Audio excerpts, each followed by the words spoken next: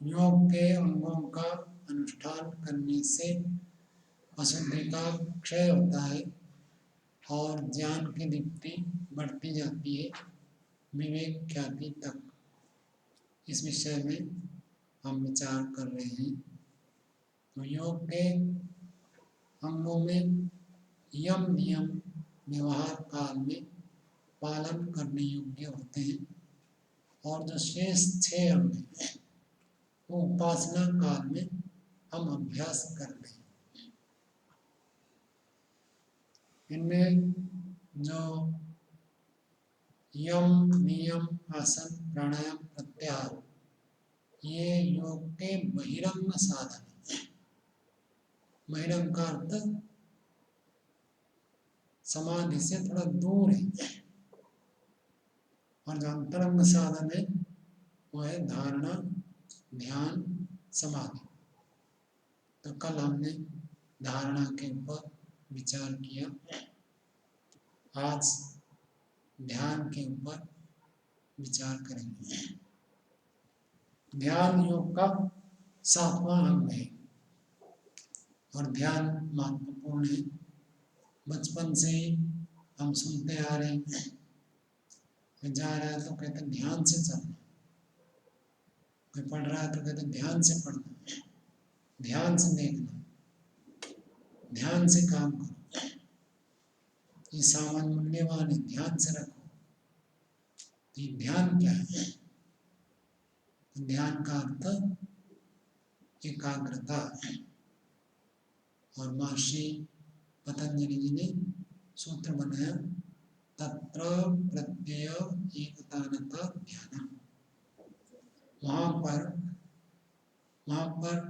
तो कहाँ पर होगा? इससे पहले जो चर्चा हुई थी धारणा, तो जहां पर आपने धारणा लगाई, धारणा केंद्र में, धारणा स्थल में, जिस स्थान में मन को टिकाए उस स्थान पर प्रत्यय ज्ञान की एकतानता, लगातार एक ही ज्ञान बना रहना,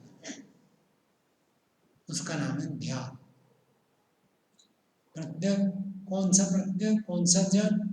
ध्येय आलम्बन से, जिसको हमने ध्येय बनाया, जिसको हमने आलम्बन बनाया, जिसको हमने सहारा बनाया। ध्यान केवल ईश्वर का होता है ऐसे नहीं, जैसा आपको बहुत सारे उदाहरण दिया।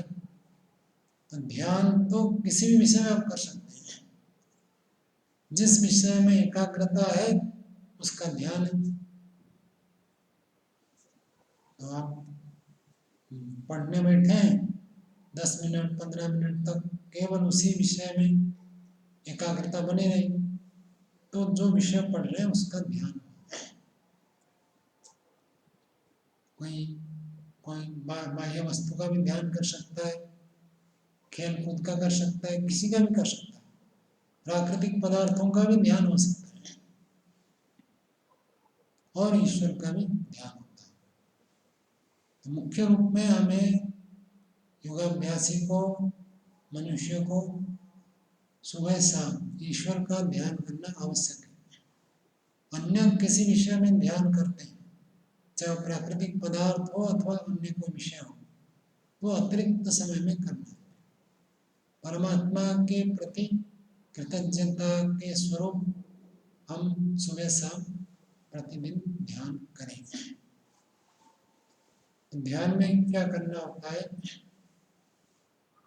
जिस वस्तु को हम शब्द प्रमाण से, अनुमान प्रमाण से जानते हैं तो उसका चिंतन करना है। व्याकरण के हिसाब से देखेंगे तो ध्यय चिंता है, चिंतन करना। तो किसी भी विषय का हम ध्यान करना चाहते हैं, पहले उसका स्वरूप का हमें अच्छे प्रकार से ज्ञान होना चाहिए। पहले से यदि स्वरूप का अच्छे प्रकार से ज्ञान है तो हम ध्यान कर सकते हैं। स्वरूप का ज्ञान कैसे होगा? पहला होता है शास्त्र, शब्द प्रमाण से, और दूसरा होता है अनुमान प्रमाण से। शब्द प्रमाण से, अनुमान प्रमाण से जिस वस्तु का स्वरूप हमने ठीक ठीक जाना, उसका हम ध्यान कर सकते हैं। पहले शब्द प्रमाण से जानना आवश्यक, विशेष करके ईश्वर का जब हम ध्यान करते हैं, ईश्वर का स्वरूप हमें बहुत स्पष्ट होना चाहिए। स्थूल पदार्थों का स्वरूप तो हमको इंद्रियों से ज्ञान हो जाता है, तो उनका स्वरूप इतना स्पष्ट नहीं है। आपने मोबाइल को देखा, अब आँख बंद करेंगे तो भी मोबाइल का चित्र आप स्पष्ट चिंतन कर सकते हैं। लेकिन जिनका रूप नहीं है, कोई रस नहीं है, गंध नहीं है, शब्द नहीं है, स्पर्श नहीं है, उन पदार्थों का जब हम ध्यान करते हैं तो वहाँ कठिनाई होती है। तो उनका स्वरूप को पहले हमें शब्द प्रमाण से जानना आवश्यक है, और शब्द प्रमाण से जानने के बाद वैसे हमको अनुमान करके उसका बोध करना आवश्यक है। ऐसा है तो क्यों है, कैसे पता चलता है? जैसे ईश्वर के बारे में बहुत सारे गुण आपने सुना। एक गुण आपने सुना सर्वशक्तिमान, ईश्वर सर्वशक्तिमान है। तो आपको विचार करके पहले निर्णय करना पड़ेगा, ईश्वर में शक्ति है तो कैसे पता चलेगा शक्ति है? किसी पदार्थ में शक्ति है, ये हमको कैसे पता चलता है? क्रिया से। जहाँ कहीं भी कोई धक्का भी लेता है अथवा खींचता है तो पता चलता है वहाँ शक्ति है। अभी जैसे भी मशीन चलते रहते हैं तो उसमें शक्ति है, कैसे पता चलता है? कार्य को देखकर खींचना, धकेलना, इससे पता चलता है उसमें इतनी शक्ति है, क्षमता है। तो ईश्वर में है, ये कैसे पता चलेगा? इन पदार्थों में तो हम देखते हैं इसमें शक्ति है, क्रियाएं होती हैं, तो ईश्वर में शक्ति है, ये कैसे पता चलेगा? सृष्टि में है तो, लेकिन सर्वशक्तिमान ये कैसे पता चलेगा? क्या विचार है इसमें? केवल शास्त्र पर अनुमान, शास्त्र से तो सिद्ध है। ईश्वर में किस चीज को धकेलता है, किस चीज को खींचता है या नहीं? सृष्टि को चला रहा है, सब चीजों को धारण कर रखा है। और कोई कहेगा ईश्वर ने धारण नहीं किया तो कैसे उत्तर देंगे? ऐसे हमको सब विषय में ईश्वर के एक एक गुण के बारे में आपको स्वयं को चिंतन करना पड़ेगा। कम से कम जो आर्य समाज के दूसरे नियम में ईश्वर के गुण बताए गए, इतने 22। सच्चिदानंद को अलग अलग करेंगे तो 22, नहीं तो एक मानेंगे तो 20। तो उनके ऊपर, हर एक के ऊपर आपको चिंतन करना पड़ेगा। जब हम चिंतन करके उसके स्वरूप को स्पष्ट अनुमान प्रमाण से जान लेते हैं तो हमें ध्यान करने में सरलता होती है। किसी भी पदार्थ का हम ध्यान करते हैं तो उसके रंग, रूप, आकार, प्रकार और अन्य जो विशेषता है उसके आधार पर हम चिंतन करते हैं, ध्यान करते हैं। किसी व्यक्ति का भी नाम लिया तो तुरंत आपके मन में क्या आता है? उसके गुण, कर्म, स्वभाव, व्यवहार, रंग, रूप, ये सब आ जाता है। तो ईश्वर में तो ऐसे कुछ भी नहीं है, कैसे ध्यान करेंगे श्याम? कैसे? ईश्वर का स्वरूप में ना कोई रूप है, ना कोई रंग है, ना कोई रस है, ना कोई आकार प्रकार है, तो मैंने उसका ध्यान कैसे करेंगे? दूध कहते ही आपके मन में एक आ जाता है, क्या? सफेद है, तरल पदार्थ है, खाने से बल मिलता है, गाय से निकलता है, बहुत सारी चीजें उसके साथ जुड़ा हुआ है। तो ईश्वर का तो ऐसे कुछ है नहीं, तो कैसे करेंगे धवन? कैसे? मनीष कुछ नहीं। आप तो प्रश्न कैसे कहा वो बताओ, आपको कैसे पता चलेगा? आपने तो कह दिया ईश्वर है, नहीं ईश्वर है मान लिया। जैसे अभी आपको मैंने कहा दूध का उदाहरण दिया, दूध कहते ही आपको मस्तिष्क में एक स्वरूप आता है, तो ईश्वर कहने से भी एक स्वरूप आना चाहिए, नहीं तो खाली शब्द शब्द रह जाएगा ना। जैसे कोई शब्द आप जानते नहीं, किसी दूसरी भाषा का शब्द है, तो मैं बोलूंगा तो कोई भाव आएगा नहीं। दूध ये शब्द आप जानते हैं, इसलिए दूध कहने से एक स्वरूप आपके सामने प्रस्तुत हो जाता है। लेकिन ईश्वर कहने से कैसे स्वरूप आएगा? सृष्टि क्रम नहीं, ईश्वर का स्वरूप कैसे चला रहा है सृष्टि को इसी क्या है? परमात्मा के गुण कर्म स्वभाव को चिंतन करके अपने शरीर को देखकर भी उसे चिंतन, ये सब अनुमान है। जब हम कहेंगे ईश्वर, अथवा जब हम का कहेंगे रचना देखकर, प्रकृति का रचना देखकर सर्वव्यापक मानना के पहले संसार को पूरा प्रलय करके उस स्वरूप में स्थित होते हैं, तो पता चलता है कि उसमें भी डूबा चंद्रदेव जी क्या स्वरूप है ईश्वर का? जैसे दूध कहने से सफेद दिखता है, तरल दिखता है, और उसके बहुत सारे जानकारी हमारे मस्तिष्क में आ जाती है। ईश्वर कहे अथवा ओम कहे तो क्या स्वरूप आना चाहिए, कैसे आना चाहिए? आना चाहिए कैसा? कुछ तो स्पष्ट होना चाहिए ना, नहीं तो ईश्वर तो खाली शब्द हो गया, शब्द से तो होगा नहीं ना ध्यान। शब्द के बाद जैसे मैंने कहा मोबाइल, एक वस्तु आपके मस्तिष्क में उपस्थित हो जाता है, पानी कहने से एक वस्तु उपस्थित हो जाती है। जैसे ईश्वर जब कहेंगे अथवा ओम कहेंगे तो क्या स्वरूप आएगा? सर्वव्यापक है, निराकार है, सर्वरक्षक है। आप लोगों को जानकारी हो, सर्वव्यापक अपने आप में कोई गुण नहीं है। सर्वव्यापक वैश्विक के हिसाब से गुण है, परिमाण गुण है, विभु परिमाण है, लेकिन वो तो केवल मापतोल को बता देना इतना लंबा है बस, कपड़ा 2.5 मीटर है, इससे आपको थोड़ी पता चलेगा लाल काला नीला पीला कुछ। अन्य भी है, सर्वरक्षक है, सृष्टि निराकार में ऐसे ही है। योग दर्शन आगे आप पढ़ेंगे तो निराकार का अर्थ भी यही होता है, आकार गुण से रहित है। रहित को तो बता रहा है कैसे, ये हमको सत्तात्मक रूप से उसका कुछ स्वरूप आना चाहिए, कैसा ज्ञान? ईश्वर के मुख्य गुण आनंद। आप कभी आनंदित हुए या नहीं हुए? हुए नहीं हुए? कभी नहीं हुए? आनंद कभी नहीं मिला आपको?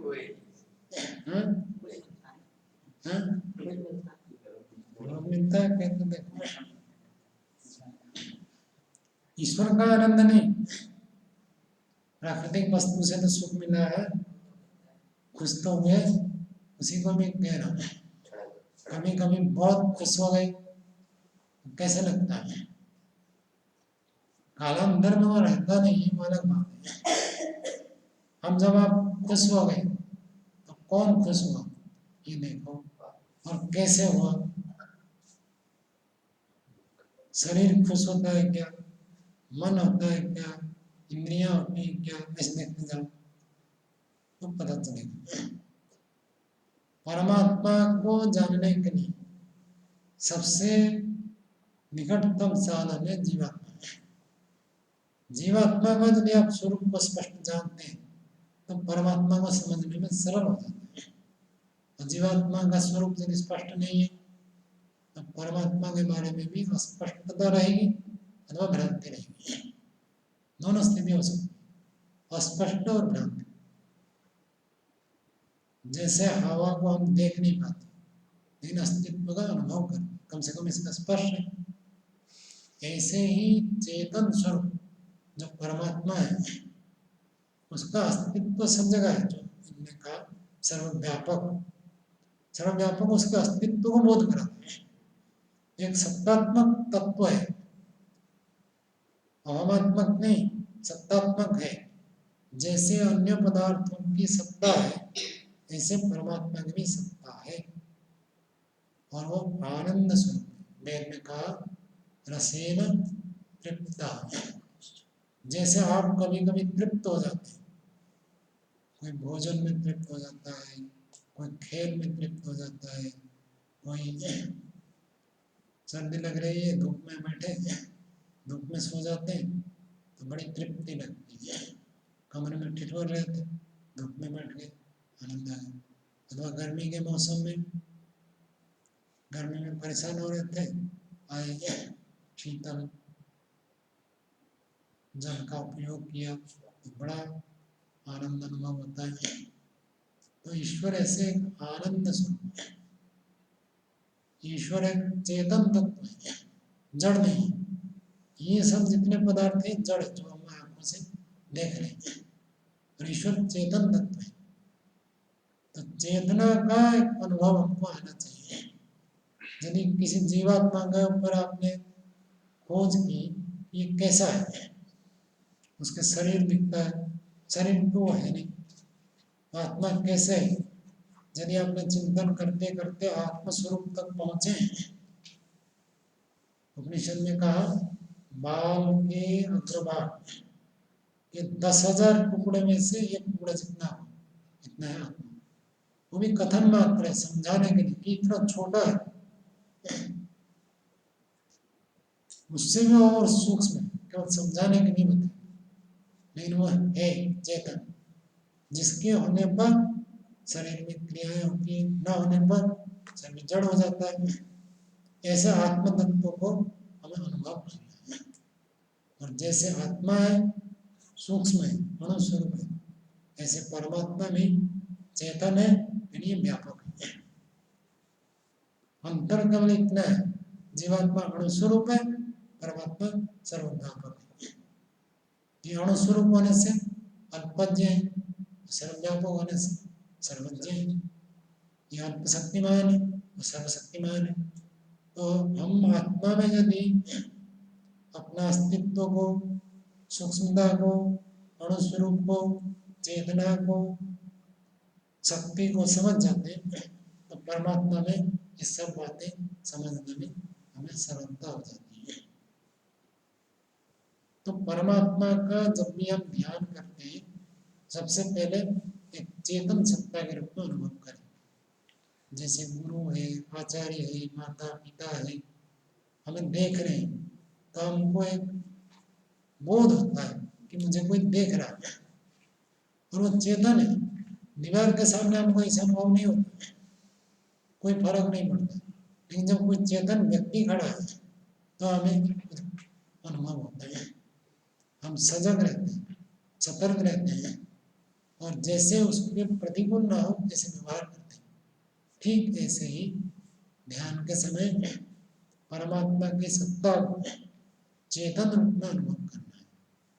पहली बात, जैसे चेतन मनुष्य हमको देखते, जानते, सुनते, अनुभव करते, ऐसे ही परमात्मा देख रहे, सुन रहे, जान रहे, अनुभव कर रहे। ऐसे हमको मन में स्थिति बनानी है। दूसरी बात है, ईश्वर आनंद स्वरूप है, आनंद में परिपूर्ण है, पूर्ण तृप्त है। इसकी अनुभूति करनी है। कैसे करेंगे? जैसे आप कभी बहुत खुश हो गए थे, उस समय कैसी अनुभूति होती है? वही स्थिति परमात्मा में विद्यमान है। ये तो समझाने के लिए आपको कह रहा हूँ, उससे कई गुना आनंद, अनंत आनंद है। 10 महाशंख, उसको मान लीजिए एक में 20 शून्य लगते हैं, इतना बड़ा आनंद परमात्मा में है। चक्रवर्ती सम्राट को जितना आनंद मिलता है, वेद का विद्वान भी हो, जिसकी सारी कामनाएं पूरी हो जाती है, उसकी बात सब मानते हैं, ऐसे व्यक्ति को, चक्रवर्ती सम्राट को जो आनंद मिलता है, उसके 10 महाशंख, एक में 20 शून्य हो, इतना सुख है परमात्मा का आनंद। ऐसे आनंद के सागर में हम डूबे हुए हैं। इस अनुभूति करके परमात्मा का ध्यान करना होता है। ईश्वर का ज्ञान गुण, ईश्वर का आनंद गुण, ये मुख्य है। बाकी और भी अनेक गुण हैं, ईश्वर के अनंत गुण हैं, हम गिन नहीं सकते। लेकिन जो जो गुण हम जानते हैं, अन्यों में, व्यवहार में हम प्रयोग करते हैं, उनके आधार पर हम परमात्मा को समझ सकते हैं। किसी भी गुण को लेकर आप ध्यान कर सकते हैं, चिंतन कर सकते हैं। तो सीधे होकर बैठ जाइए, थोड़ा अभ्यास कर लीजिए।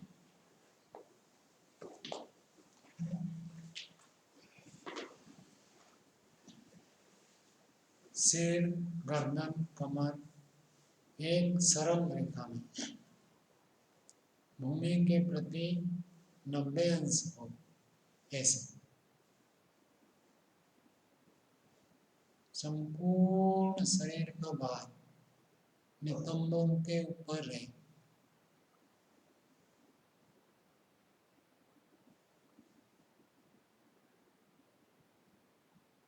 धीरे धीरे श्वास प्रश्वास धीरे धीरे भरेंगे, धीरे धीरे छोड़ेंगे।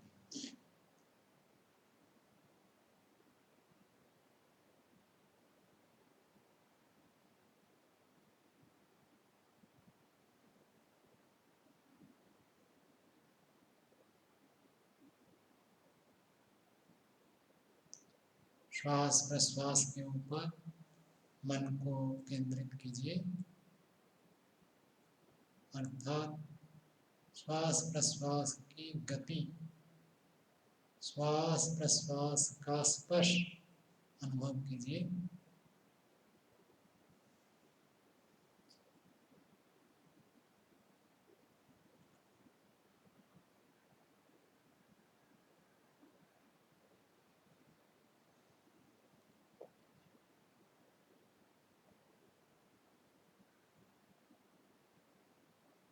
बाहर से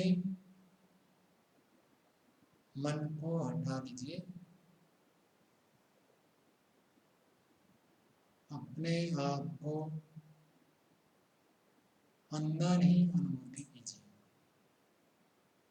बाहर दुनिया से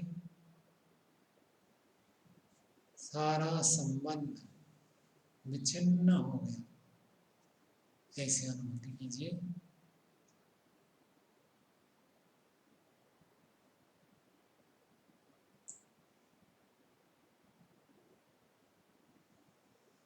एक जगह पर मन को स्थिर कर लीजिए।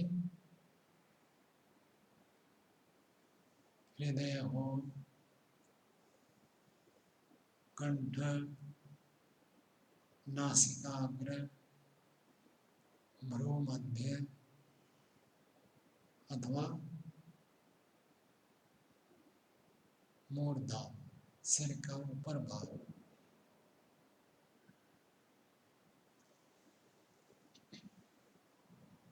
उसी केंद्र बिंदु पर जहाँ पर मन को स्थिर किया, वहीं पर आत्मा अनुभूति कीजिए। मैं एक चेतन आत्मा, शरीर नहीं, शरीर से अपने आप को पृथक अनुभव कीजिए।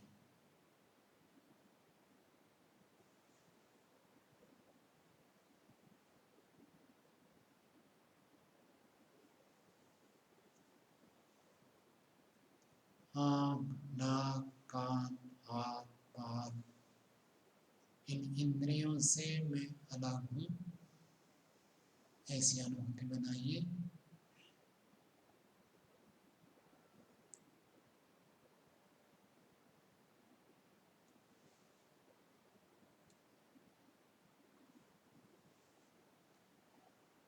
मन को चलाने वाला मैं,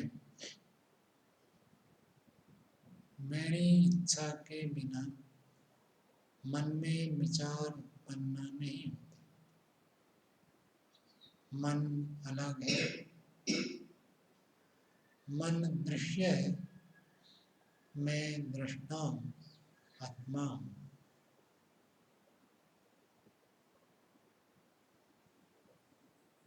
पूर्ण सजगता,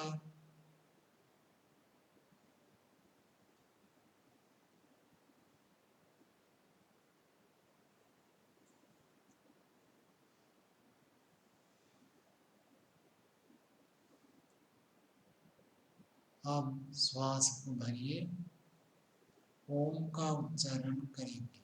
लंबे स्वर से श्वास भरिए।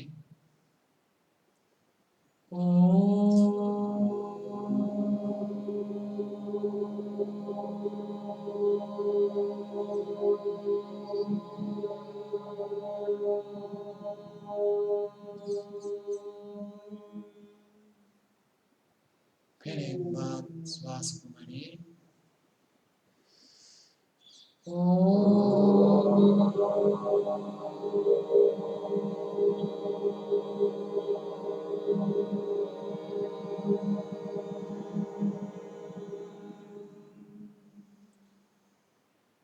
और एक बार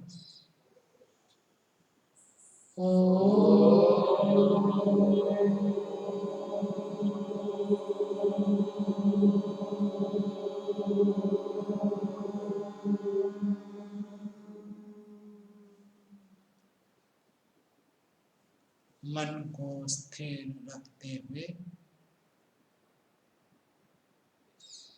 प्रभु की अनुभूति करेंगे। मैं एक चेतन सत्तात्मक तत्व हूँ, आत्मा हूँ। इस शरीर में रहने वाला हूँ और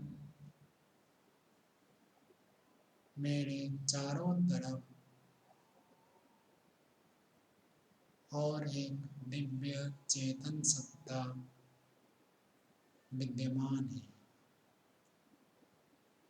जैसे मैं चेतन हूँ, अणुस्वरूप हूँ, वैसे ही एक सर्वव्यापक चेतन सत्ता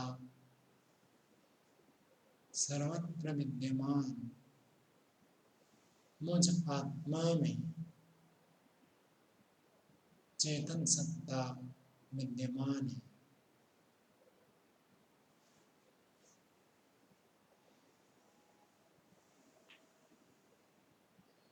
अखंड, सर्वव्यापक, सर्वत्र परिपूर्ण चेतना की अनुभूति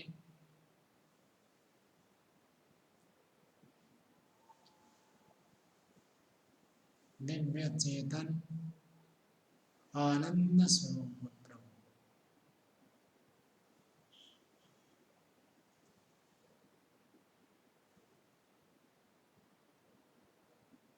पूर्ण आनंद, पूर्ण चेतन,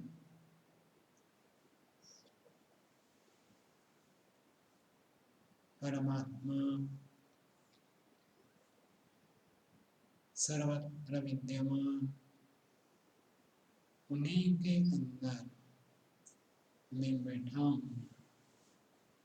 मुझ आत्मा के चतुर्पार्श्व में प्रभु आप विद्यमान हैं।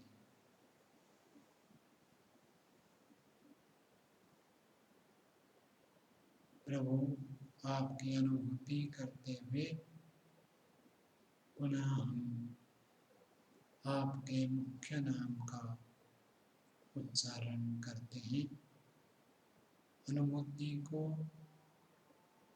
गंभीर बनाएंगे।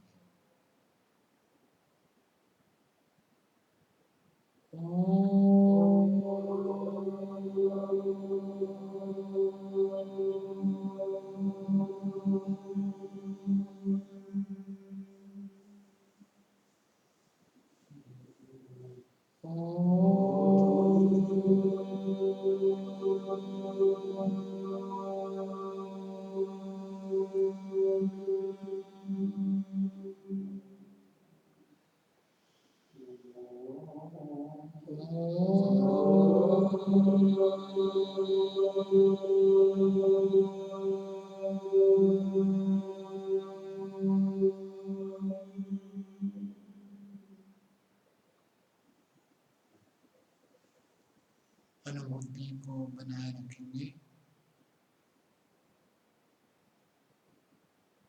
अन्य विचार उत्पन्न हो शीघ्र ही रोक देंगे। परमात्मा की अनुभूति करेंगे। अनुभूति में न्यूनता आए तो मन ही मन ओम का उच्चारण करेंगे।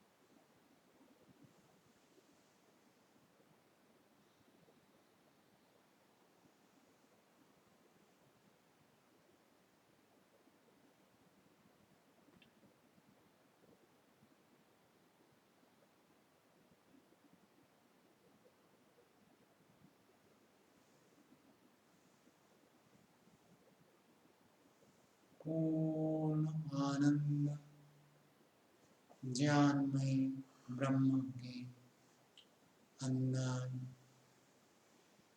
डूबे हुए हैं।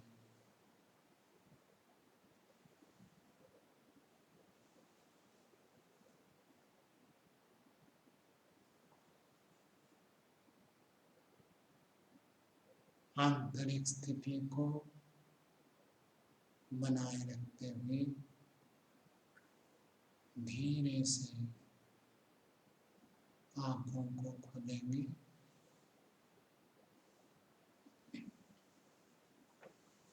आँख खोलने के बाद भी अनुभूति को एकतानता एकाग्रता को बनाए रख सकते हैं।